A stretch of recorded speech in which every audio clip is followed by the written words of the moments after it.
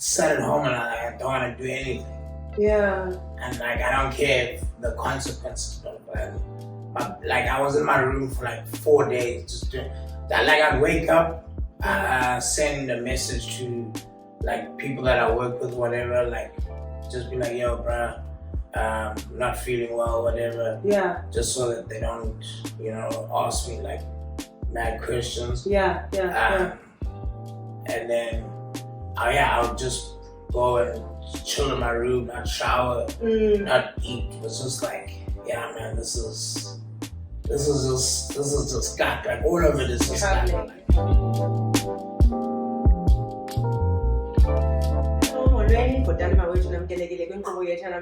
Thank you so much for tuning into Bad Nihilist. Today's guest, guys, when I say I'm excited, you don't even know. I'm so excited because we have the multi-talented, I think you're like an icon legend in the making. South African, is going to be a South African powerhouse kind of like name brand very soon if he isn't already on your Instagrams. Because we have JamJam the Comedian, guys. Hey, JamJam. Hello, how you doing? Right. I like that intro. It reminds me of Kuse News from back in the day. Betuna.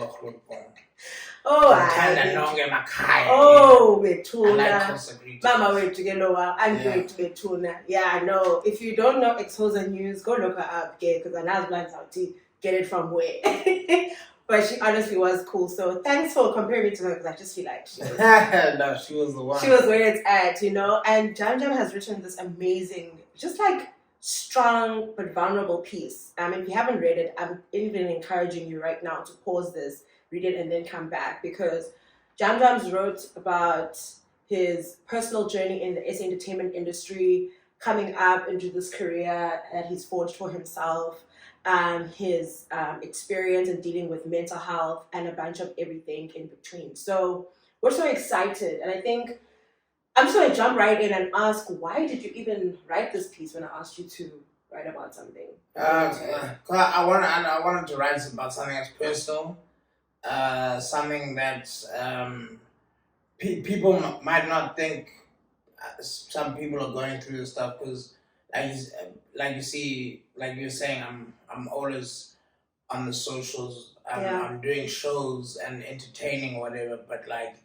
there are real struggles that I battle with that are very personal, but I feel like I need to share some just so we can highlight some of the issues that we're facing, especially as dudes, men in this country, with regards to mental health and how we treat it, and how you can just see there's need for gents to chat and be open about this topic.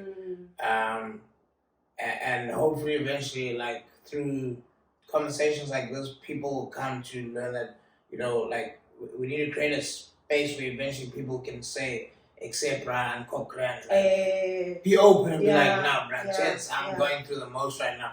And that be the, that be the standard sort of interaction between gents, It's so crazy on two counts, for me at least, because on one hand you're this hilarious person. To know you is to like just laugh, and you just like ooze joy and like fun, and you're just always cracking jokes and making everyone around you laugh. And on the second count as well, you're a black man in South Africa, and we know the like patriarchal like system here of like masculinity and like how you should be. Don't talk about your feelings. You can't seek help. Like it's normally like people just like drink away their problems and like turn to like these terrible things. But in your first in the first half of your piece, you talk quite extensively about depression and anxiety. And I really think it's important for you to explain how this even came about and how you went about seeking help, because you just said it's important for people to access help, for men especially to speak. But how did you even get to that point? So, I was undiagnosed for a while with that, and I eventually got diagnosed with clinical anxiety and depression. Right. But before that, it was like I felt like, man, there's this. I don't always feel happy. Like I feel really down. I can go in these like sort of moments where I can go months like I'm not happy. I'm just going through the motions, just staying alive kind of vibe. Yeah. And then that heightened even more when my one of my best friends, he committed suicide 2018. So yeah, so when that happened, I just went like down the rabbit hole of like partying and drugs and trying to kind of block that out. Yeah. And then I think that like putting it off, like not dealing with my stuff for a long time. Then obviously, COVID happens and COVID, I don't know, sometimes made you have to deal with some of your demons. Yeah. And because you with yourself a lot during COVID. So yeah, it was, COVID was a big reset, but then last year stuff started like popping like comedy wise, like, and I remember I was meant to go on tour to National Arts Festival. Yeah. And then like 2 months before that, I just sat at home and I don't want to do anything. Yeah. And like I don't care if the consequences, but like I was in my room for like 4 days just doing that. Like I'd wake up, send a message to like people that I work with, whatever, like just be like, yo, bruh, not feeling well, whatever. Yeah. Just so that they don't, ask me like mad questions. Yeah. And then, I would just go and chill in my room, not shower, not eat. It was just like, yeah, man, this is just gut. Like all of it is just gut. Like, yeah. And I was like, man, in my head I was like, why am I feeling like this? But like there's stuff that I'm looking forward to. Like even last year, like there was this thing called the Jive Funny. There's this thing called the Jive Funny Festival. Then they have like a Jive Funny Championship where the winner of that gets to perform at the Jive Funny Festival.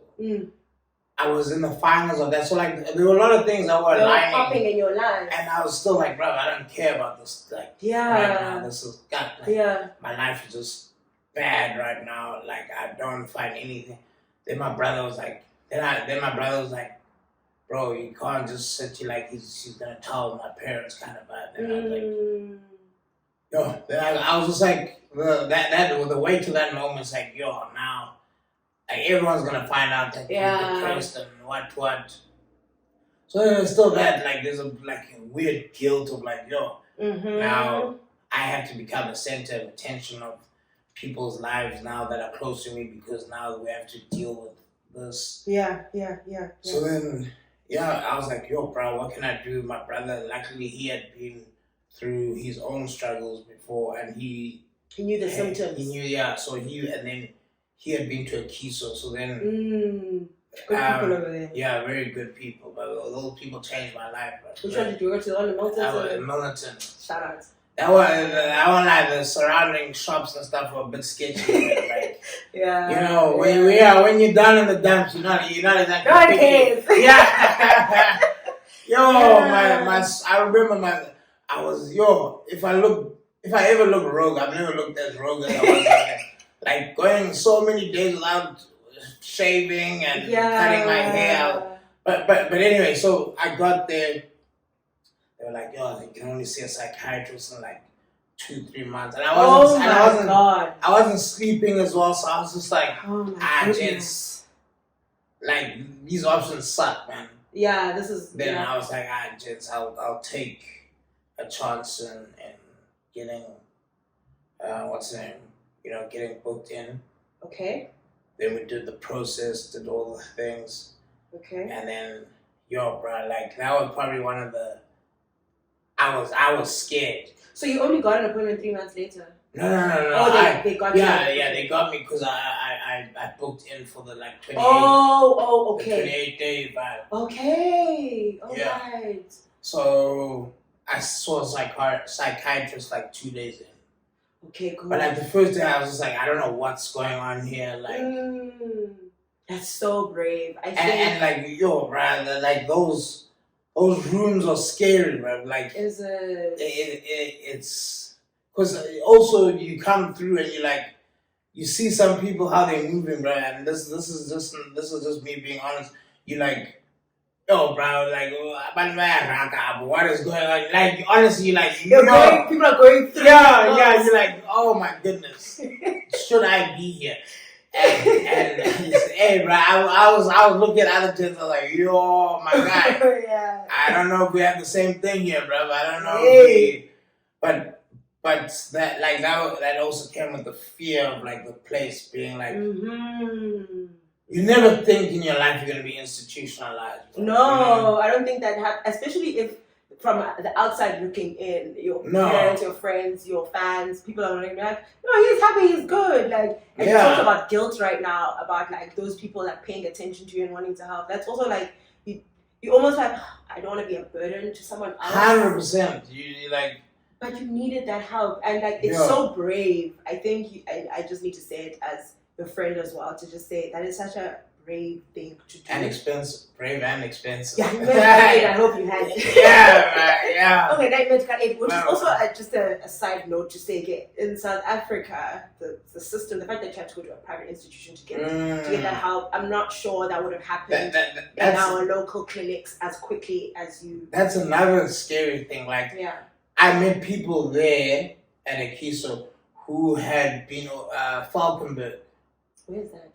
That's the government facility. And apparently, you see, like, and the way what's that one in Fort England. Fort England, right? That's where the teachers used to tell us you're gonna go if you don't behave. If you don't behave, we're gonna put you in Fort England. I'm like. Also, those are like little things I think like that's wild. You don't see like mental health as like a real health issue, and those teachers are pretty much telling you, except right, your friends, the people that are not right in the head, they're waiting for you in Fort. Wow. Where it's like, nah, bro, you actually need to be more sensitive to those people. Right? Come on, bro, you can't be just saying stuff like that. But yeah, the Falkenberg, the like 4 guys had been to Falkenberg first, and then like whilst they were waiting for their medical aid to whatever, but they needed like and they said they hadn't seen anyone in Fort like in 5 days, only getting food, like that's it. So imagine you come to a facility and they telling you, or you've been told, now this guy. First, like, they might need to sedate you because you're having an episode or something, whatever. Because there's a lot of different things that can bring you to that brink, or bring you to that situation where you need to be sort of admitted into an institution or whatever. Now, imagine how fraught you must be there in that situation, because you don't know what is happening. You don't know. I needed someone to explain to me right now. Like the second day there, the psychiatrist was like, "Yo, bro, we suspect it's bipolar, or clinical anxiety and depression." And by day 4, I had a breakdown. It was clinical anxiety, clinical depression and anxiety, and then I was also addicted to certain prescription medication like Xanax and stuff like that. So it was like a double fight. It was just like a double whammy. Because I was, no one was, the stuff of popping prescription pills that you don't know. You need to know your stuff, bro. You can't just be taking. You can't, hey, bro. This is not. It's not Scott's emotion. It's not. Ayo Panadol. This is real. This is real stuff. Bro, people are out here giving each other Xannies as if it's. It's a joke. Xannies and the chaser. What's that song? It's not a Drake movie or. They are. There's a rapper called Lil Xan. Like. That should tell you how. Pharmaceuticals in itself are dangerous if unmonitored. Like, I just happened to get addicted to that stuff, and I like part of the process. So my first week there was. And that's not just like you self-medicating to feel better. Yeah, 100%. Without knowing that, hey, I'm actually sick. Sleep and stuff because I couldn't sleep. I'm actually ill, and you didn't clock that. Damn. Yeah. Shout out to your brother, number one. Yeah, that's my best friend right there. Yeah. Shout out to JamJam's brother. Yeah. And shout out, I think, then secondly to you, because in this whole conversation, you've talked about the symptoms of depression quite candidly. Because your friend had suicide. I don't know what he was going through. I don't know if it was depression or maybe an episode. I don't know. We don't have to talk about that. Yeah. But it's like that indicates some level of like mental health and maybe he not receiving that when it was critical. And then you feeling, which is so interesting because depression doesn't always just look like just sadness. You have all this beautiful stuff going for you. Your career is going well, but for some reason you feel unmotivated, and even though you know at the back of your mind, but your spirit just can't get there. And that's just an illness that can be corrected with therapy, with medication, you know. So shout out to you for writing about this. Damn. Yeah. So like now you ask about or you mentioned my friend, like he was living in London, doing his thing, living. Yeah, he had been to Hong Kong doing like finance. Was like the second smartest in his grade when he was at school. So like trajectories, Yo, and then like I think he had his first mishap, like they closed the division or something at work, and then it was like possible retrenchment, and then that was the thing. You know what I mean? Never saw. I wasn't in 2017. Me and my brother went to go visit him in London, like go hang out. So happy, normal. Couple of months later, it just shows you that these outside things, these internal demons, and like illness that you're facing. And I think I can't stress it enough. It's just an illness like the flu, betuna. I just want to reiterate that throughout this conversation. Where if you're watching this, just sadness over a long period of time, that's not normal. You shouldn't feel like that, and there is no shame or guilt you should feel by seeking help. That should not have happened to your friend. He was too young and too bright. Way too young, and sure. It was a very tough one. I could not believe that that sort of thing. When you have like goals, you have like and I mean it's still something that I feel like some of us that were close to him still don't have the answer, but you gotta move forward, and that's probably the biggest loss of life I've ever felt. Like and it was damaging, but you know what, you mentioned something about like built-in traumas or like childhood. I realized I had a lot of stuff I hadn't dealt with from the past. Okay. Like from like family situations, like my parents' relationship, like all these issues that like compounded in like how I interacted in society, because like I remember the first week, like I said, I remember after being at a very low, I almost got into a Kuse, and I was like, man, my things aren't that bad, bruh. Like, and that's you comparing, like, like there are worse things off in the world. There are terrible. Like right now, when we're filming this, there's a hectic war. Happening just up north. Yes. And in many other parts of the continent, things are bad. People are not okay. But it doesn't diminish your pain. Yes. So I was like, man, I think I'll be alright now. But then I was fighting the withdrawals, like from the slowly being going cold turkey for the for the stuff I was addicted to. Right. So that had like physical withdrawals. I can imagine. That was wild. I can only imagine. Felt like a crackhead, bro. I was cracking. I was cracking, man. But then I was still like, I went after day 4 or 5. I was like, oh, I think I'm good. I think I leave now. Feel a bit happy about myself. Oh, she's gonna prescribe me stuff to make me sleep. I really want to sleep. Yeah.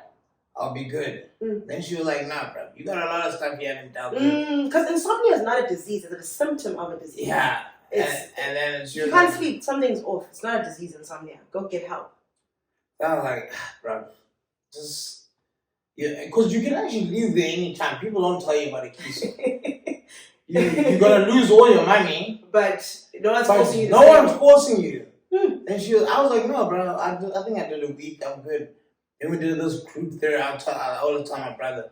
We did this group therapy session where you have to like draw representations of like the most traumatic experiences you had. You must draw them. Yeah. Oh my and goodness. then like and present in front of the class like what each thing means. And then that's when it was just man, it was.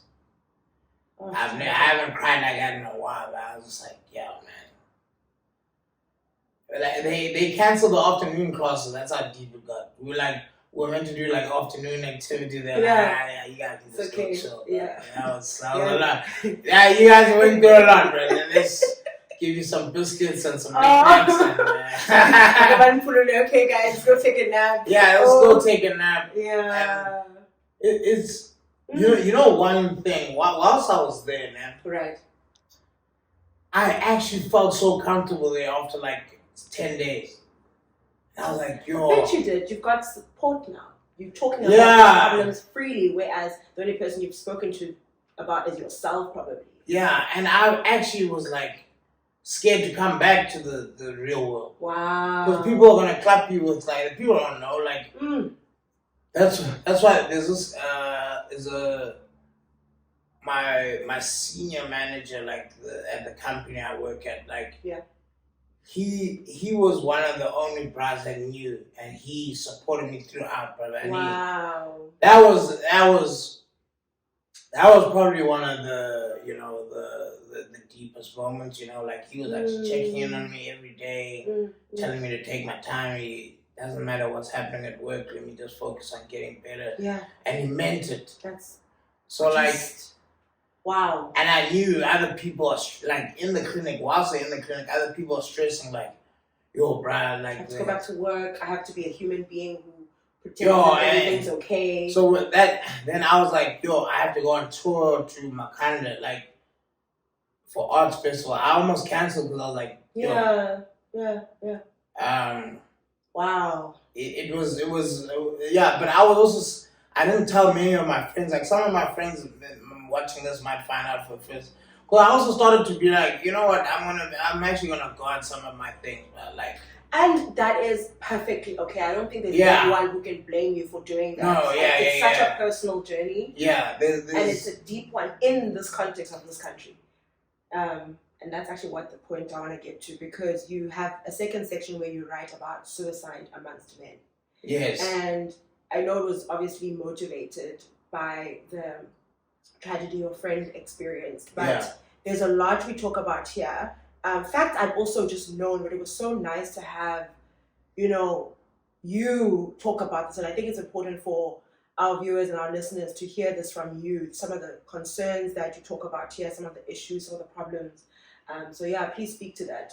Yeah, like the suicide rate is high amongst men globally and in South Africa, and like I've seen it firsthand. Like a lot of the people that are like when suicide is being when I see someone's passed away, but like it's men. A lot of the bros on my timeline are like, dude, and you find out this guy took his life, and it's like. It's enough now kind of vibe. For me personally, it's like some of the stats that I'm looking at it now because it's 4 times higher, and that's actually because women speak more and they are less judged when they go seek mental health. Yeah, and it's just it's a broader problem in society, right? Women are like sometimes classed down, like they're emotional and they do this, but it's like at least they talk about those problems. And the problem, there's this like stigma amongst men and how men should be. These stoics who are like just like rocks who can't have anything penetrate them, and like the way patriarchy is in my our chats are very surface level and sometimes can get boring. Yeah. Because our chats can center around like very like fake stuff as gents. Like we just talk about the rugby, talk about sport, and then we move on. But we talk about, hey, where we're gonna go conquer tonight?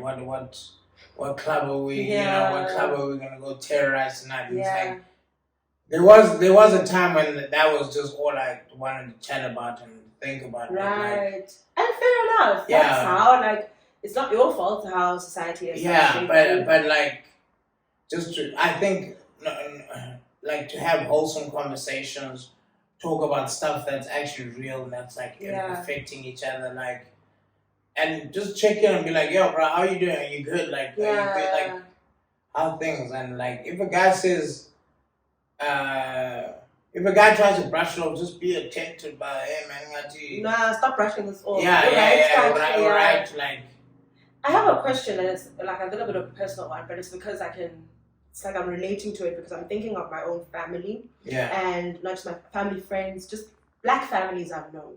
Yeah. There are uncles I've known who've turned to substance abuse and then subsequently died from that. I know, friends of the family, people who committed suicide at the age. And I think I'm Xhosa. I know you are as well. Yeah.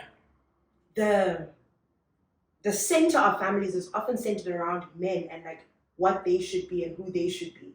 And I wanted to ask you, because men go to the bush and then they come out as this like man. Is it like something that you feel needs to be addressed like at that level? And if so, how?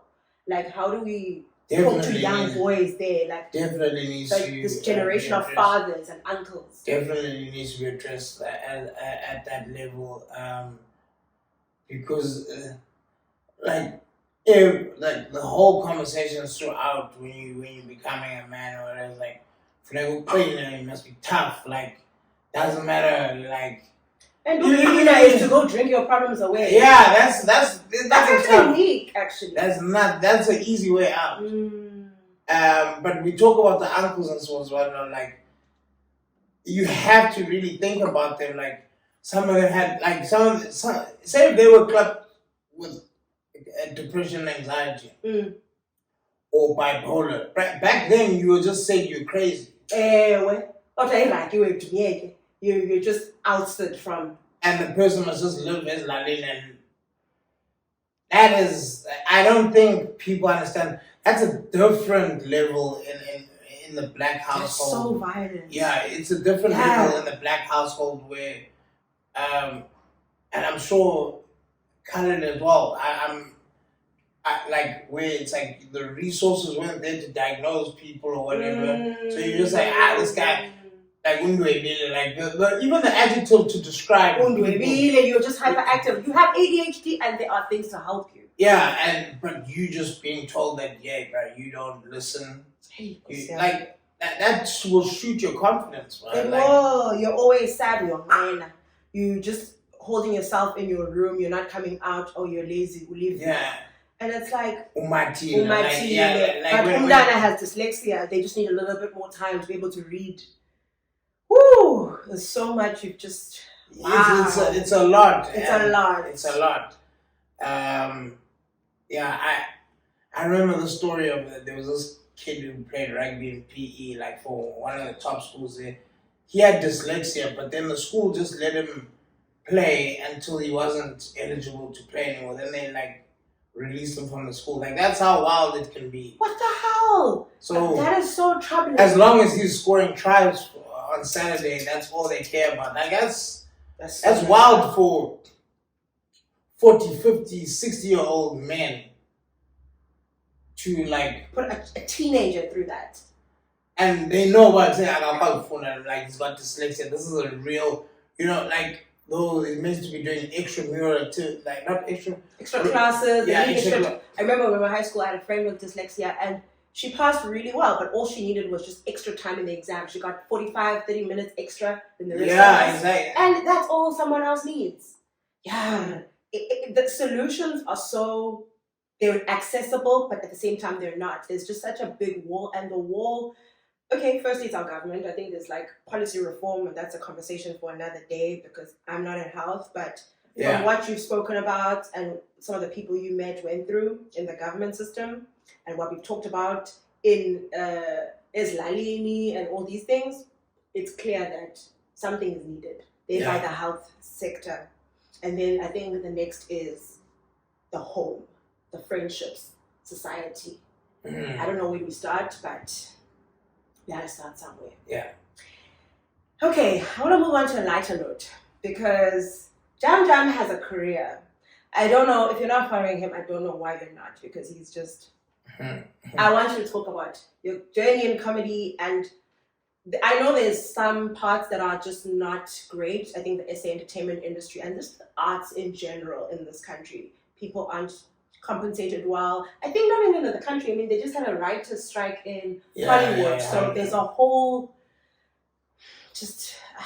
people wear nice clothes, people have art in their houses, but people don't think about the people who make those things. So I think I want you to talk about your journey and this brilliant section you've written about yourself and everything you've gone through. Yeah, man, stand-up comedy, I can say for free saved my life. I was drifting around with no purpose.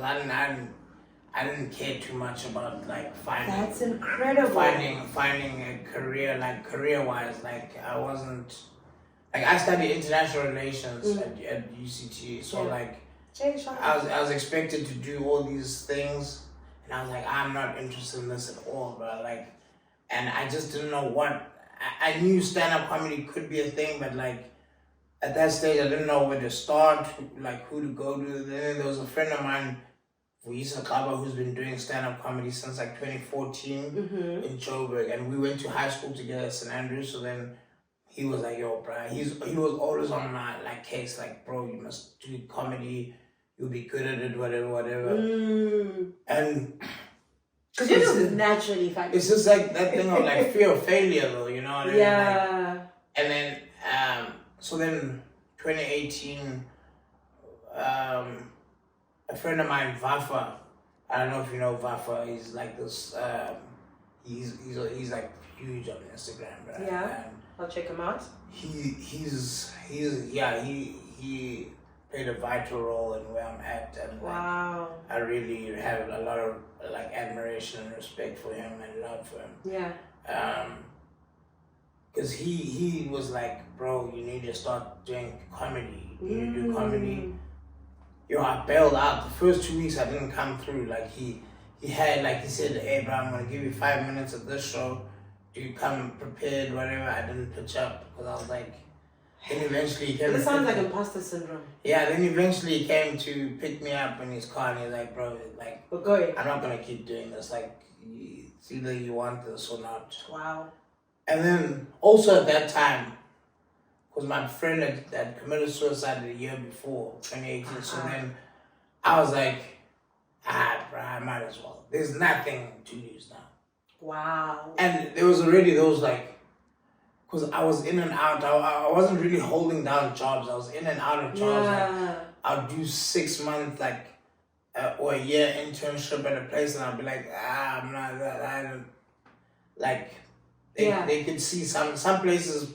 They can see I wasn't interested in doing this work. Right? They were like, "Yeah, we're not gonna extend this contract further than the 6 months that we agreed on. You don't want to be here. You don't want to be there." And to like people on the outside, to your friends, to your family, you look like you're being lazy or whatever, but you really don't know what you want to do in life. You really. And you want to be happy while you're doing what you do. And few people can achieve that. So I was like, "Yo, bro, you've got this opportunity. I've got this opportunity. Let me do it." And yo, comedy. that's amazing. Yeah, comedy has given me like opportunities Wow. that I couldn't imagine of, and it's been really good to me. Like I've got to connect with people on deep levels. Yeah. Making people laugh is honestly it's one of the best like feelings and situations. That's Like amazing. there's like almost like a certain responsibility when it's like, you know, people came out and they were like, "Yo, man, can you like please like help us?"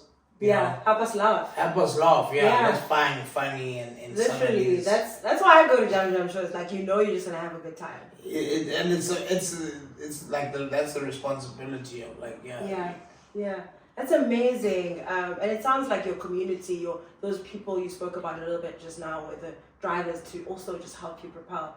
Yeah. So shout out to our communities. And I think before we end off, I really think it's important that you quickly touch on the SA entertainment industry and this section that you wrote about. Some of the beauty in it and some of what's wrong and where solutions can be found. Well, things are starting to boom. Things went slow because of COVID, but things are starting to boom in certain industries. Like you see the rise of DJs and Amapiano.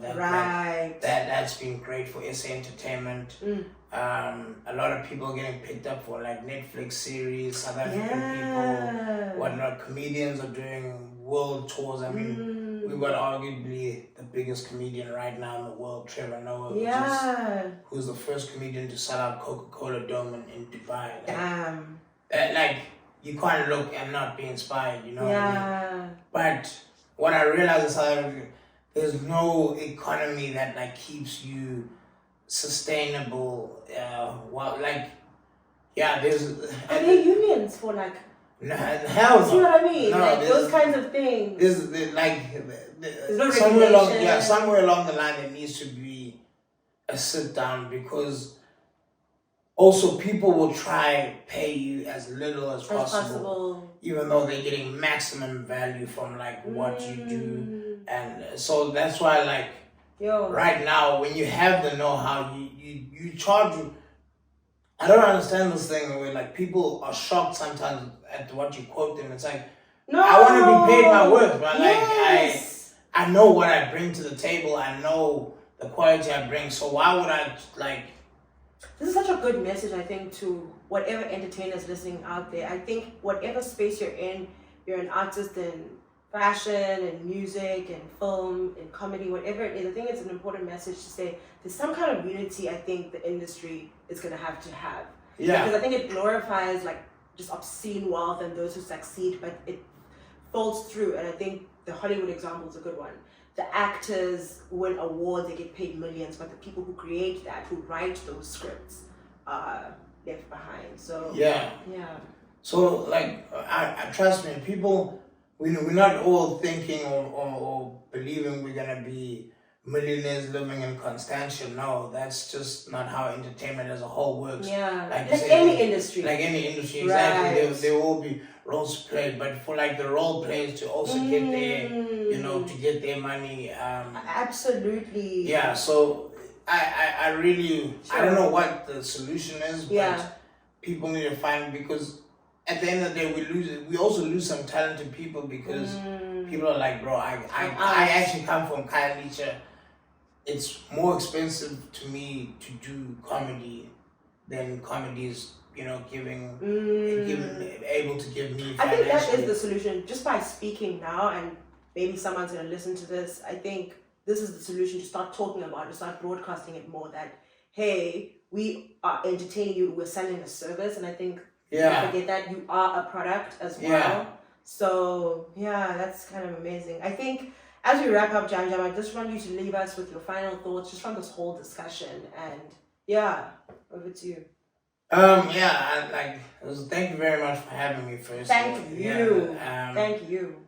I really hope that people can relate to what I spoke about in terms of mental health. Like, I think it's the right time now, especially as men, to take that conversation further. Absolutely. And see what I don't know, even if it's posting stuff on Instagram, I don't know, like posting stuff like, weird hotlines for people to get help. Absolutely, that's the new way of being an activist. Yeah. So don't underestimate the message that you can send out on Instagram. No one's saying every day you need to post something, but like. And in your dinners, guys, when you guys are chilling, having drinks, just let's start it, because every day we put it off. We more gents suffer. So and sure. If I can say anything else, is really just believe in yourself and trust. Like you can get out of it. Yeah. Whatever it is, you can get out of it, and you just have to face it. But you have to face it. Powerful words. Yeah. Thank you, JamJam. Thank you so much. Yeah. You've been supporting Bad Nihilist since day one. So shout out to you. Thank you for the support. All the support, Thank you for watching. Thank you for listening. This is so important. Please feel free to comment down below. Please ask questions. JamJam will be more than happy to answer any of them. Please subscribe, comment, like, share this video widely with all your friends and all your family, because I think this content that we've just spoken about today is just so important, and I think it's relatable to everyone across the aisle. Wherever you're from, this is relatable. Whatever class, race, religion you are, this is such a relatable topic. Please join the community, and see you soon. Thanks for tuning in. Bye.